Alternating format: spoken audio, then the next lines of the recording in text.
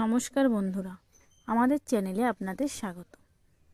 সারা ভারতের বিভিন্ন কলেজ ও বিশ্ববিদ্যালয়ে কয়েকশো assistant professor, junior research fellowship ও পিএইচডি কোর্সে ভর্তির জন্য নেট পরীক্ষার দরখাস্ত নেওয়া শুরু হচ্ছে। কিভাবে আবেদন করবেন, কোন কোন শিক্ষাগত যোগ্যতা আবেদন করতে পারবেন, কবে লাস্ট ডেট, সব কিছু আপনাদের সাথে শেয়ার করব। কয়েকশো লেকচার পদের জন্য নেট পরীক্ষা নেবে ন্যাশনাল টেস্টিং এজেন্সি। শিক্ষাগত যোগ্যতা হিউম্যানিটিস, সোশ্যাল সায়েন্স,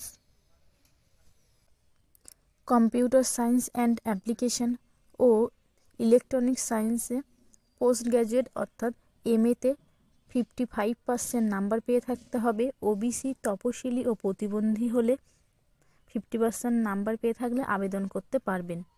এছাড়াও এবছরের ফাইনাল প্রার্থীরাও কিংবা যাদের পোস্ট গ্র্যাজুয়েট কোর্সের ফল এখনও বেরোয়নি তারাও আবেদনের যোগ্য। তবে তাদের বেলায় নেট পরীক্ষার ফল বেরোনোর 2 বছরের মধ্যে ওই শতকরা হারে নাম্বার পেয়ে পাশ করার বিষয়ে নিশ্চিত থাকতে হবে। মোট অন্তত 75% নাম্বার পেয়ে, তপশিলি ওবিসিরা 70% নাম্বার পেয়ে 4 বছরের কিংবা 8 বছরের সেমিস্টারের ডিগ্রি কোর্স পাশেরাও আবেদনের যোগ্য। 1991 সালের 19শে সেপ্টেম্বরের মধ্যে যারা মাস্টার ডিগ্রি কোর্স পাস করে পিএইচডি করছেন তারা পোস্ট গ্র্যাজুয়েট কোর্সে 5% নাম্বারে ছাড় পাবেন।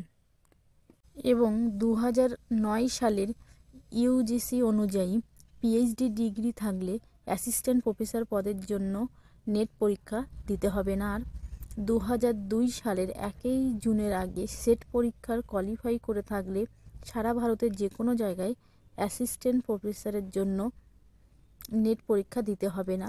2002 সালের 1 জুনের পর সেট কোয়ালিফাই করলে শুধুমাত্র পশ্চিমবঙ্গের প্রতিষ্ঠানগুলিতেই অ্যাসিস্ট্যান্ট প্রফেসর পদের জন্য আবেদন করতে পারবেন। কেমন বয়সরা নেট পরীক্ষার জন্য আবেদন করতে পারবেন? জুনিয়র রিসার্চ ফেলোশিপ পরীক্ষার বেলায় বয়স হতে হবে 23 বছরের মধ্যে। তপশিলি, ওবিসি ও শারীরিক প্রতিবন্ধী ও মেয়েরা 5 বছরের ছাড় পাবেন। তবে অ্যাসিস্ট্যান্ট প্রফেসরদের জন্য বয়সের কোনো কড়াকড়ি নেই। এই পরীক্ষায় পাশ করলে সরাসরি অ্যাসিস্ট্যান্ট প্রফেসর পদের জন্য আবেদন করতে পারবেন বা মাসিক স্টাইপেন্ড নিয়ে জুনিয়র রিসার্চ ফেলোশিপ নিয়ে পড়াশুনো চালাতে পারবেন। সফল হলে অ্যাসিস্ট্যান্ট প্রফেসর পদের চাকরি।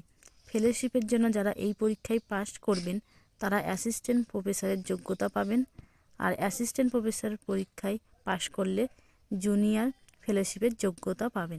প্রার্থী বাছাই পদ্ধতি: প্রার্থী বাছাই করবে ন্যাশনাল টেস্টিং এজেন্সি। পরীক্ষা হবে 1 জানুয়ারি থেকে 19 জানুয়ারি পর্যন্ত। পূর্ব ভারতের যেসব কেন্দ্রগুলিতে পরীক্ষা হবে সেগুলি এখানে দেওয়া আছে। এই পরীক্ষায় থাকবে 2টি পত্র।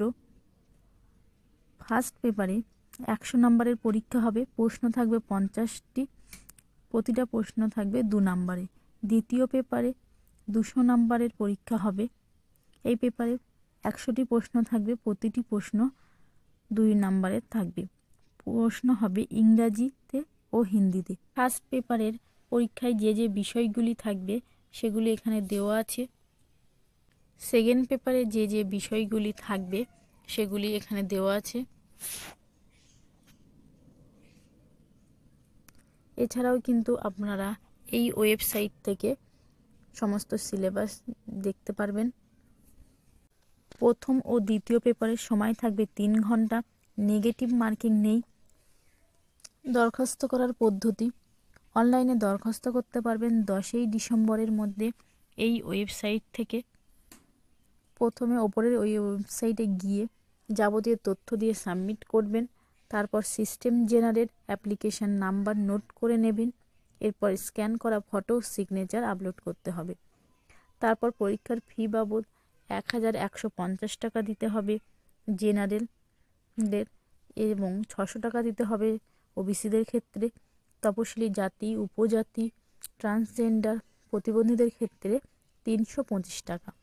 টাকা ডেবিট কার্ড, ক্রেডিট কার্ড বা নেট ব্যাংকিংয়ের মাধ্যমে জমা দিতে পারবেন 11 ডিসেম্বরের মধ্যে। টাকা জমা দেওয়ার পর system generate application form print করে নেবেন। আরও বিস্তারিত তথ্য পাবেন ওপরের ওই ওয়েবসাইট থেকে।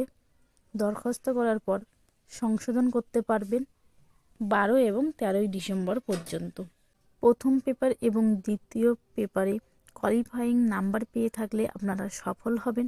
এছাড়াও আরও বিস্তারিত তথ্য জানতে পারবেন এই ওয়েবসাইট থেকে। আপনারা যদি অ্যাপ্লিকেশানে কোনো রকম ভুল করেন তাহলে 12 থেকে 13 ডিসেম্বরের পর্যন্ত সংশোধন করতে পারবেন।